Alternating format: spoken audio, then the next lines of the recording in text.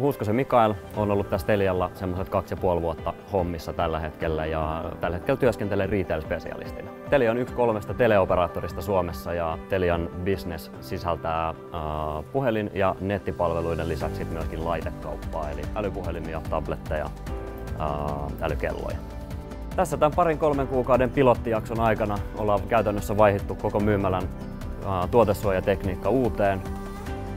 Asiakkaat ehkä alkuun on kokenut sen vähän vieraaksi, että laitteet ei enää lähde hälytintolpasta irti, mutta aika nopeasti asiakkaat kuitenkin on tajunnut sen, että myyjältä voi kysästä ja alkanut tulla pyytämään sitten myöskin apua automaattisesti ja sitä kautta sitten johtanut siihen, että asiakkaille päästään demotilanteissa antamaan laite ihan fyysisesti käteen, jolloin sitä on paljon helpompi katsoa ja tutkia. Ja päivityksen myötä yhtään demolaitetta esimerkiksi varastettu.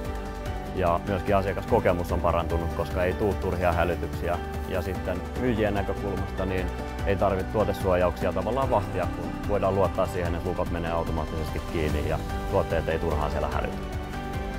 Sitten toisena isona parannuksena niin esimerkiksi kellojen demoaminen on helpottunut huomattavasti, kun kellon saa irti hälytintolpasta ja sitä voi sitten asiakas sovittaa suoraan omaan ranteeseen. Se tekee sitten kellon myymisestä ja demoamisesta helpompaa. Sen verran hyvät kokemukset ollut tästä muutoksesta, että ainakin voidaan varmuudella sanoa, että ei olla palaamassa vaan.